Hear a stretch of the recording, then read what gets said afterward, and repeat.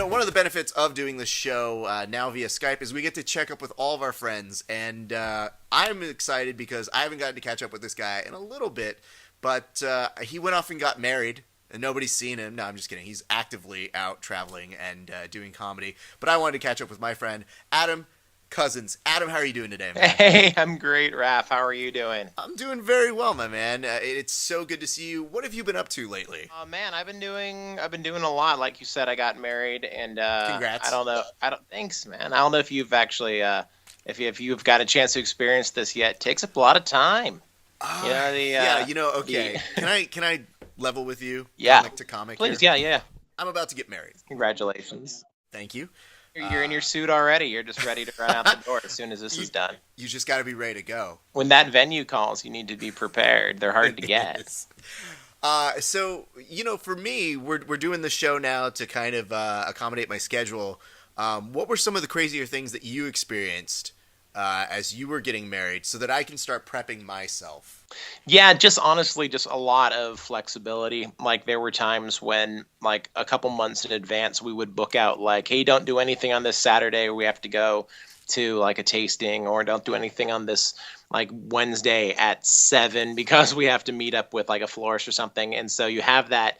And then just like a couple days out, they're like, oh, actually, we need to do that today. Or they switch that around. They actually can't make it that day. And so like just being able to be super flexible and just know that the next couple months of your life are really committed to this one big day and one big operation. And don't treat it like just treat it seriously. Okay. Actually, let's try this time around. Put your best foot forward. Adam, I hear so many horror stories, and it makes me nervous because anytime somebody talks to you about wedding, they feel it's the time to bring up the funniest, craziest story that they can. Oh my gosh, yeah. So I'm preemptively asking people now what their funniest stories are. What is a horror story did you have any? Did you make it through with any? No, we were so lucky. Like we were braced for so many we had many opportunities for disaster. Like we were foreseen, like, oh, I hope this person and this person don't sit down next to each other, or I hope she doesn't find the open bar, stuff like that. But we avoided disaster. The only issue that happened. See, as you say this now that you're saying, well, actually, now that I remember that one thing. The only thing that happened was that we left for our honeymoon the next morning, and so when we left the venue, we turned it over to like our what's it called, the wedding planner, and then like our family and friends, and to just like pick up everything. And somewhere along the line, we're not sure what happened, but somebody put our cake in a box and then threw the box away. And so it wasn't much. It was just the topper. It's just a small thing. It didn't cost a lot of money, but it was something that we were going to like look back on and maybe eat a year later or something, one of those kind of traditional things. But the biggest problem is no one would fess up to it. And so they're just like, yeah, I saw it. I saw him with it.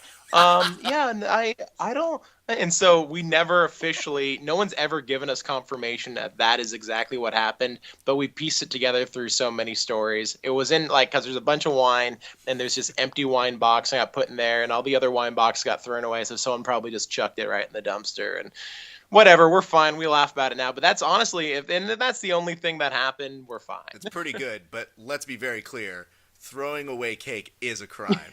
It's a little bit. It's a travesty. And I'm like, my stomach hurts for you. I guess the other thing that as you're bringing up a cake and you're talking about all these multiple scenarios, like you've got a Rashomon like story where everybody has their different tale. It makes me think somebody should have given you as a gift the game of Clue. Oh. Only with the multiple players, because I feel like who had the best alibi that they didn't throw away the cake? I think it was Aunt Barbie behind the tool shed with the 3 glasses of wine in her stomach, and just kick punting it into the next property. Oh. Speaking of kick punting, we should probably discuss. I don't know when exactly this is going to come out. Okay. if things will change, but things are looking very good for you right now, question mark? Oh, question mark, exclamation point, question mark. Like, Yes. yeah, man, things are looking good. I'm happy. We're as far as being married, or like what are? Oh, I was going to transition to kick punt, but I was going to say, Yes, I no, I football. agree. I know. I hear what you're saying. I Seattle's hear what you're doing saying. fine. I hear what you're saying. Okay, I'm just making sure. And no, and I'm not a big jinxer either, so go for it. Okay. Tomorrow the Seahawks play Green Bay. I'm a big Seattle fan. I once, I don't know if you remember this, but one time I sat on Santa's lap at one of the early late night things and said, I would love it if the Seattle Seahawks could win the Super Bowl this year. When I was born in the early 80s, and no Seattle professional sports team had ever won a championship in my lifetime. The last time anyone had won something was 1979, the Sonics, and so I never got to see one growing up. And so this looked like a good year, and Santa granted my wish. The Seahawks won the Super Bowl, and it was pretty nice. Santa, is there something that we need to talk about, Santa? Get out!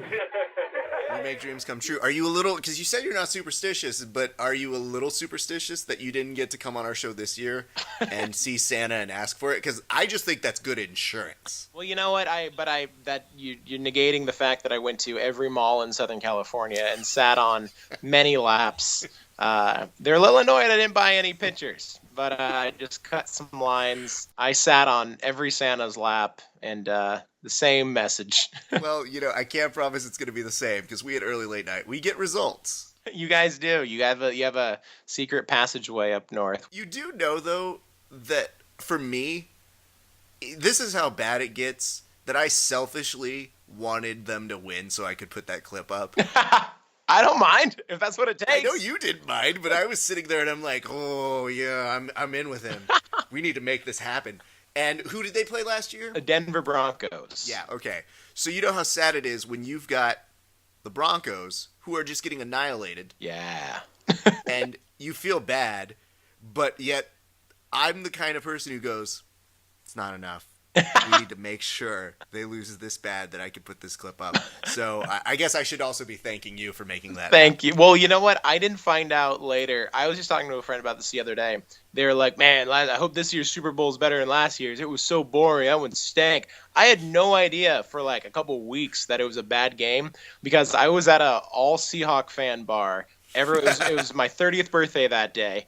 Everyone was losing their minds. Every play from the opening, like when Peyton fumbled it and they got a safety, that first play from all until the very end, everyone was losing their minds where I was. And so I thought, this is the best game ever. And then people later told me, oh, no, that was bad.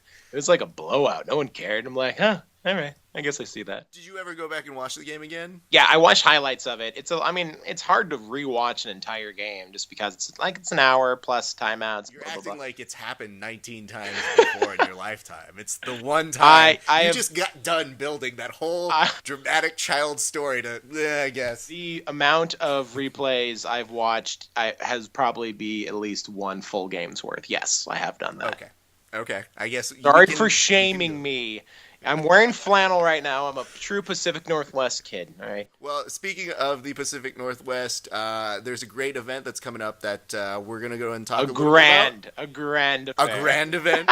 I hear somebody may be doing a very cool performance up in their hometown of Seattle. Yeah, well, it's a silent EATTLE.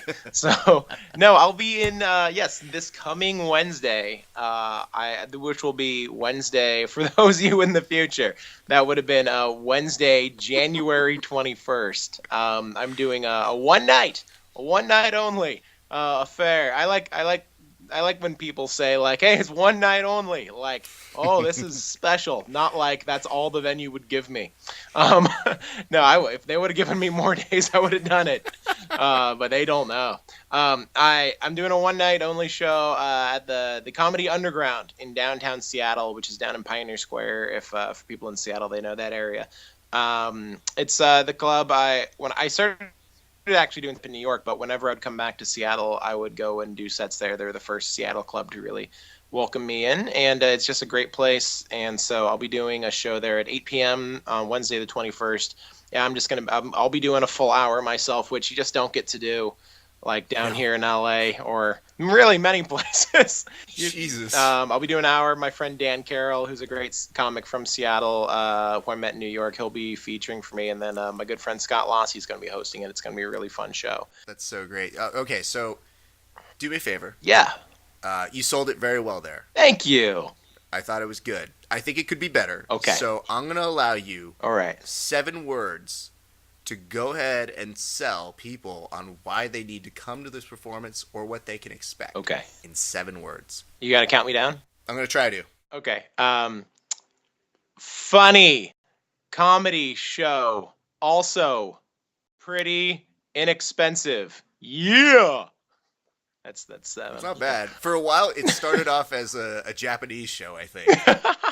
Pretty funny, great comedy show time. No, I mean, it's fun. It's my hometown, and I never get to go back there for whatever reason, even though it's just not that far away. And whenever I do, it's just doing some short sets. So this will be the first time I'm actually doing my own show in Seattle in over 4 years. And so it's just a good opportunity for people to come out and see what I've been up to and see all those jokes I did 4 years ago that I'm still doing today. Yeah, as comics, you can probably relate to this. Is like we'll see another guy and we'll be like, oh, geez, he's still doing that joke. Most of these rubes don't remember as well as we do. I can pull one over on them. Maybe they're like, oh, that kind of sounds familiar, but they don't remember. I've been doing it that long. You know what's problem with civilians? The problem with civilians is they see someone like a Jerry Seinfeld who ruins it for all of us, who just goes, I'm retiring these jokes. And then they think, well, the top of the food chain said they get rid of their jokes. Yeah.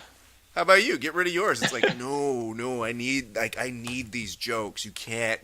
I need this 5 minutes. This is my money minute. I was performing at a club in Louisville a couple of years ago, and after a show, the host for the weekend came up to me and kind of started giving me a little side-eyed, kind of like questioning me on my material, just kind of grilling me a little bit, like, yeah, I've heard a couple of these jokes before, like implying I was kind of ripping them off from some guy. Like he was like, yeah, I have that one joke you do. That sounds about. I can't remember who did it, but I'll remember. And then about half hour later, he comes back to me and is like, oh yeah, I forgot I watched your video a couple weeks ago. Like, oh, so I'm stealing from myself. That's good. I was about to say, first of all, stealing in the comedy world is like, but yeah. What was the first thing that went through your head when you were not only being accused of stealing jokes, but plagiarizing yourself? Just general confusion. I wasn't, and because he never directly came out and said it either. And they were all just such. The joke he specifically was referencing was a joke about my name being Adam, and it's like, all right, so I really had to dig deep. I had to go find another comedian named Adam who also grew up religious. Who was like, there's so many elements to that. It's like, man, I really stretched to steal from that guy. So I knew there'd be some resolution eventually. So I couldn't be happier for you that you are now freelancing for SNL. Oh, thank you. That honestly, it's one of the funnest things that you get to do is write jokes, and it is one of the best places to have people do that. So sincerely, I know so many people in the comedy community respect you and they like you so much. So it was truly cool to see that outpouring of love when you're just like, hey everybody, I'm freelancing for SNL, and just like the internet explodes and goes, yes. Yeah, that was cool. So. Talk to us about that. How did that all come together? I got some really nice messages that day too. I got this one from this friend back in New York who's like, I'm really glad something happened. I'm like, what? What's that mean? She's like, well, one of those people, you're really nice and like you're funny, but I just never knew if you'd ever find your lane. I'm just glad because I'm not the kind of person who's gonna like push anyone over to get in line or anything. And so she's like, I just thought maybe you'd get left behind because you're not that ruthless. And I'm like, I get what you're saying. I guess you're meaning nice things right now. I'll just take it. There are nice people who do comedy, contrary to belief. I know, but she just, no, I'm not yelling at her specifically. I'm just saying. You can say, you can. Can I yell at her? I get it. You're mad. Get her. All right. Tell Caitlin. You tell Caitlin. The worst part is I was like, wait, I'm about to say there's such thing as nice comedy, and I'm about to get really fucking mean at this Caitlin character. Yeah, get her. No, it was really sweet. I had years ago I had had opened for, I used to go on the road and open for this guy who did some writing for SNL, and he knew that I just, for fun, just for like Facebook and Twitter, would just write free like monologue type jokes all the time, and just because I enjoyed doing it, and I thought it might be an avenue for me someday. And he said, you should get in, let me connect you with this buddy of mine who's a producer at SNL. And I'm like, all right. And so I'm like, cool, I'm in, done. And so that fall I submitted jokes, and he's like, nope. And I'm like, oh, okay. And but he's like, but you can follow up next year. I'm like, okay, cool. And so a year later I submitted. He's like, nah, these still aren't good. I'm like, oh, all right. And the next year, same story, rejected.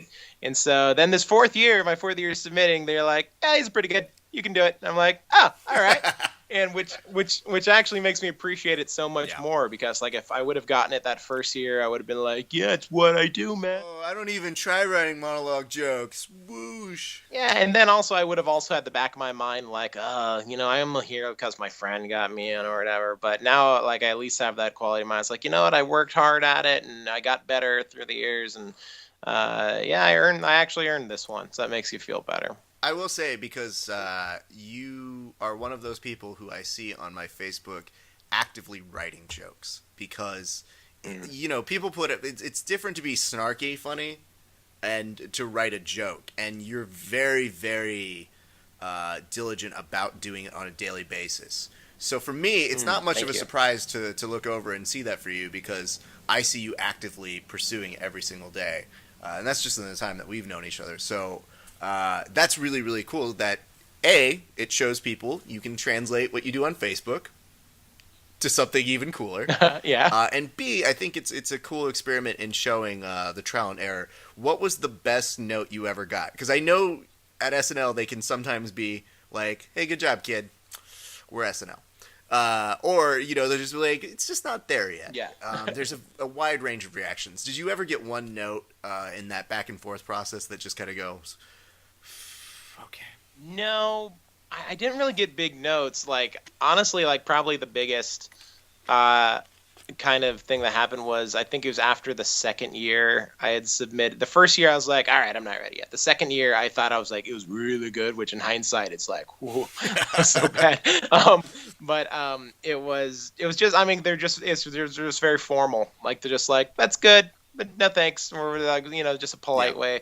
But it hurt a lot when it didn't happen, and so like I took a few months off from like writing anything. I'm like, this isn't for me. I can't. The news sucks. I don't want to write. And so I just took some time off, and then I just started just writing again, and just kind of developing that callus of like, yeah, that hurt, but it'll hurt a lot more if I just never do it again. And so it's really the most important note I got was from myself.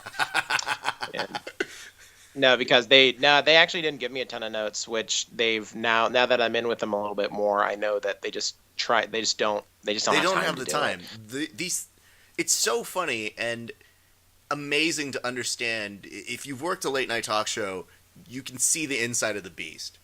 And all of those great internet complaints that happen of, it'd be great if they do this. Honestly, y'all, don't have the time.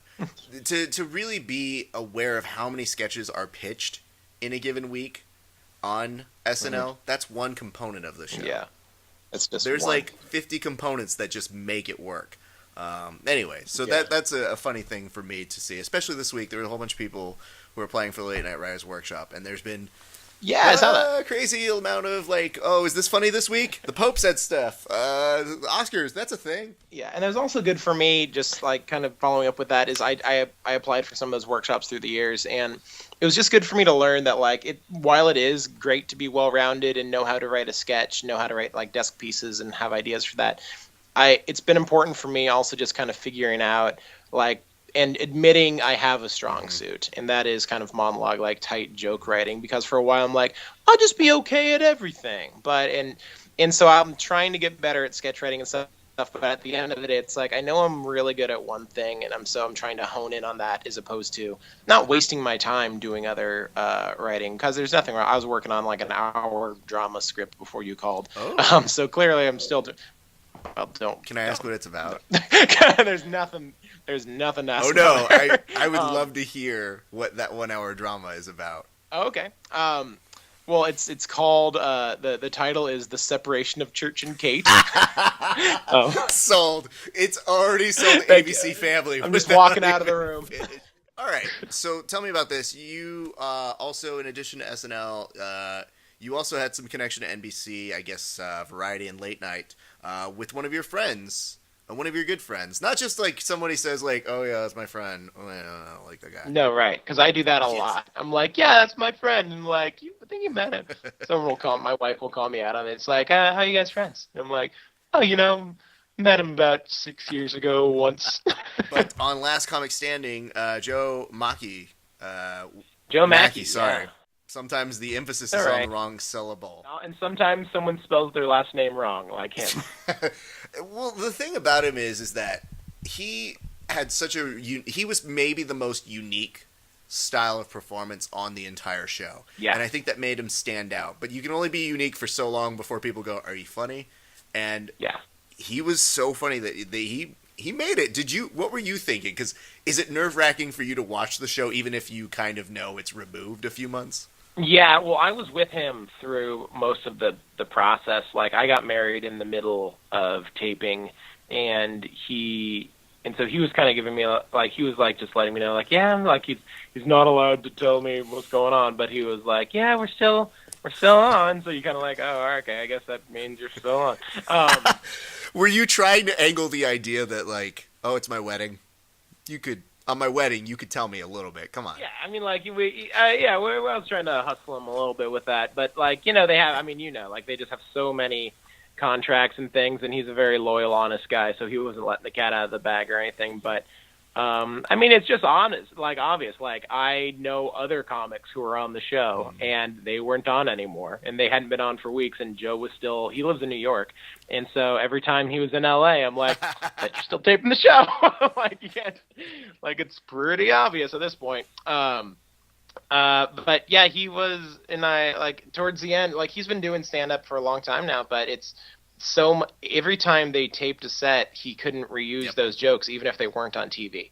And so, and each set was 5 minutes, including that first round of his where they showed probably like maybe a minute, and then the next round where they showed like 2 minutes. Like, that's 4 minutes that he can't do anymore because the judges saw it. And so you're just burning, and you're doing all your best stuff every time you're up there because you don't want to get eliminated. And so, yeah, towards those, he made it to the final four. And so during those last couple rounds, it was just like, all right, he was like calling me like, remember some of those jokes that I used to do when we were starting? People liked those, right? Do you remember any of those? I don't remember any of those old jokes. I'm like, yeah, maybe. But he also was writing a lot during that and just sitting in a hotel room writing jokes. He ran out to Flappers to do an open mic or something, and he was just trying to keep developing material for the show. Do you, though, as you're watching it, do you get nervous, though? I mean, it's hard not to because it's tough to be on the sidelines and go, okay. Yeah, we were nervous. Like, they first started airing episodes on my honeymoon, and like, so my wife and I took an evening off and we like just watched, and it was so fun. It was just, I think it was more pride. Like, there were nerves just knowing that, like, because I mean, it's reality TV at the same time. You don't know, even if he does great, you never know how they're going to shape it, or they're going to be like, oh, can't believe you said that type thing, And so, and he really was careful about how he wanted to come across because he is a nice guy and he loves his family and he isn't trying to ruffle any. He has some edgier stuff, but he doesn't want to like really ruffle too many feathers. And so, so I was nervous for him how it would come across, but I wasn't nervous about him as a performer. Like, I know he's, like you said, he's a great writer. He's incredibly talented and he has this really unique personality and voice. Like voice comedically as well as voice audibly. So I wasn't too nervous about him in that. Or as towards the later rounds went on, I started to get a little bit more nervous for him. But I also had a lot of confidence. Well, be sure to tell him we thought he was very funny here. I will. Yeah. My fiance and I, when we were watching him, we thought he was really cool, and we were definitely rooting for him. And it gets like, especially toward the end, when it's not even at some point who's funniest. It's just who's the most that they're looking for, I guess, in whatever respect it is. Because they're all funny if they make it that far in. That's when it's just kind of okay. I get. Oh, you got second place. Not funny. No, exactly. And like that's the way we looked at it. It was like he got of the people that they showed on TV, he beat 96 other people. And that's just the people who made it to TV. There's so many other people who submitted and applied and like that didn't even get to that. So he did pretty well. We're not like, oh, you got fourth. Yeah, out of every comic. That's pretty good. Which is why it's so amazing to watch these reality shows. Like when people put the competition element to it, it's like they should have won. It's like, well, I think they also won because they're going on tour and people kind of think they're amazingly funny. So, oh, and honestly, he's like nothing against the other people on the show. He's got the best situation right now is because I'm opening for him on the road a lot this year, and we just got back from Salt Lake City, and the people, everyone comes up to him, and he does have that kind of that Clay Aiken like, you should have won, like, which is like so much more valuable than good, you won. He's got almost not like a martyr, but like people are like very like they liked him and they feel bad for him that he didn't win but not just like, oh, we feel bad for him, let's go support this guy. It's like he's super funny and they're also coming out in support, like wanting to encourage. So it's great. Like he's got the best situation. When he shows up at shows, I really hope that people just go, you really should have won. Here's this loaf of bread that I made. I hope it helps. Yeah. That's all I could do. What's something that's funny about him is he's not huge on social media. Like he has like a Twitter and a Facebook, but he doesn't really do much with that. I, as we've mentioned, am very much active on those things. And so when people want to get a hold of him, they'll reach out to me. And so like these women like who saw him on like the 56 city Last Comic Standing tour will like email me like, I think Joe's is amazing. Can you pass this along to him? I'm like, ugh, no. I don't want to do that. Could you imagine relaying all of those messages, though? Like, every single one you get. Going, it's just awful. Joe, I'm just good that you're here. I'm going to run down all the messages we got today, okay? Yeah.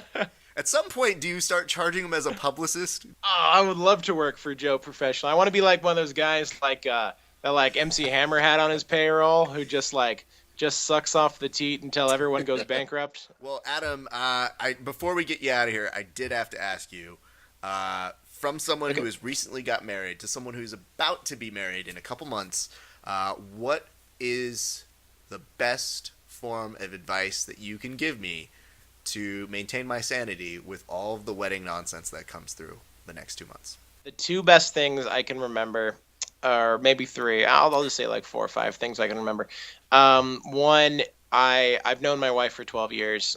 We were friends for like those 12 years. We dated for about 5 years before we got married, and we were like best friends before we even got together. And so I've known her in every aspect whatsoever. And she'll be the first to admit, though, weddings brings out a completely different side of people.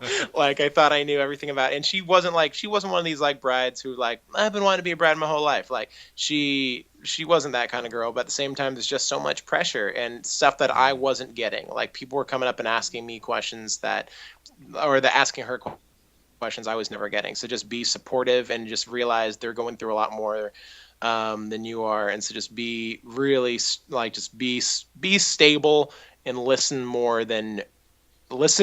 to what she's saying more than just give answers to, because that's my natural inclination is always just like, oh, here's your problem. And that's just not how it works. So that's not what they're looking for. Coming home and starting fights like, what the shit? Yeah, absolutely. It's like, wait, why'd you say that? Just be like, oh, yeah, I get it. Just a lot of it, just be very understanding. And then also just remember, it is just one day at the end of it all, and all the little nuances that you'll notice, like, oh, the cake was supposed to be 5 feet that direction. Oh, the song started. No one else notices that. You guys will notice it, and no one else will. And so don't even worry, because like the tiny, like, oh, that centerpiece was supposed to have another, like, it's supposed to be Gerbra's, not like nobody else knows. So just remember, it's more important. You'll notice everything. No one else. Just pretend it's all supposed to be like that, and you'll have a good time. And just have fun. That's the most important thing. We had the most fun time. We were just talking about this morning. It's like it was really stressful leading up to it, but the day itself was so much fun. Well, I think if I took away anything from what you were saying is pick lots of fights, don't listen, Yeah. and then really get worked up about all of the small things. Just the small things, yeah. If you're not going to focus on the small things, what's the point in getting married, you know? Adam, I'm very happy we got the chance to catch up. I'm really stoked for everything that's happening. Again, congratulations on both the marriage. Congratulations on SNL. That's really good stuff. And if you guys are in Seattle, you want to go see your hometown hero, you want to go see this kid, remember, look at him. Look at him. Look at me. Come on. I'm one of you. Hometown hero. You heard him. So definitely, if you're in Seattle at the Comedy Underground, it is one night only. So, don't screw that up. It's $10 in advance, 12 at the door. I don't know why I'm telling you that. But. You should. That's the important part. That's the stuff that builds us. Right. We here at Early Late Night are not opposed to making ourselves QVC now that we're on the net. Act now. We'll put a phone number at the bottom.